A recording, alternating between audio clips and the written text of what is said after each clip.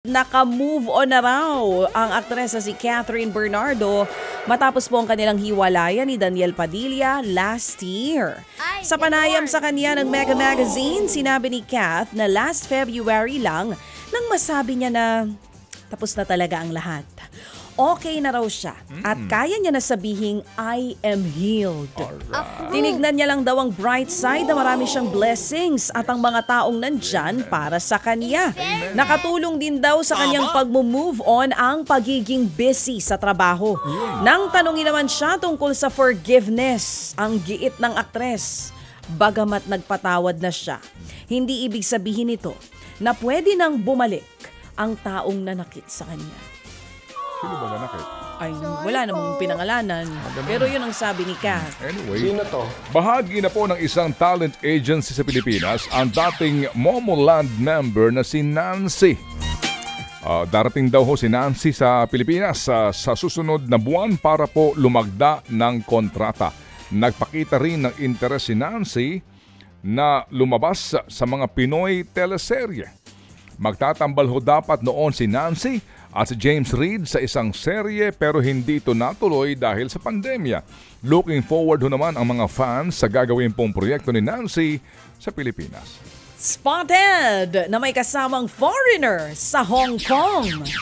Ang lumuhod ka sa lupa star na si Sara Labati. Sa vlogging showbiz columnist na si Audrey Diaz, ipinakita ang ilang pictures ni Sara kasamang isang dayuhan habang kumakain sa isang restaurant.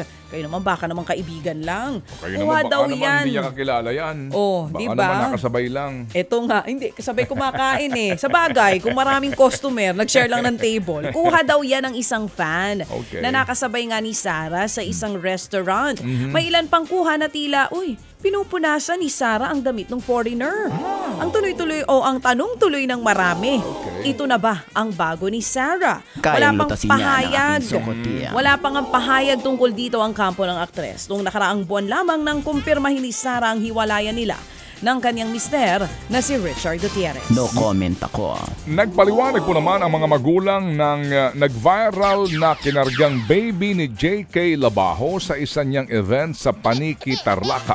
Sa isang panayam, niliwanag po ni Neil Patrick Tubino na 7 buwang gulang na ang kanilang baby, taliwas po sa mga naunang ibinalita na 2 buwang gulang pa lamang ang bata.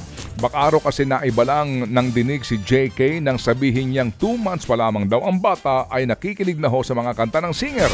Kwento pa ni Neil, napansin daw ho ni JK ang baby dahil sa kanilang placard at hindi dahil sa iyak ng kanilang anak.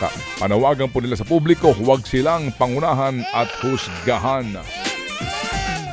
Bata pa rin yung 7 months para dalhin sa concert, baby. Oo, di ba? Saka na siguro, pagka may sarili ng isip ng bata. Ito naman, kinilig ang marami sa 2nd anniversary. Ng crash landing on U-Stars. Nagkatuluyan kasi to baby. Sina Son Ye-jin at Yoon Bin. Sa Instagram, pinusuan ang ilang never before seen images sa wedding ni na Bin Jin na na ibinahagi ni Ye-jin. March 2022 nga po ng ikasalang dalawa. Nagka-developan sila sa kanilang 2019 series na Crash Landing on You. Ngayon, proud mommy and daddy na ang Bin Jin sa kanilang unang anak na si Baby Alcong. Ted Filon at DJ Chacha ngayon nasa Radyo 5 92.3 News FM Monday to Friday 6 to 10 a.m.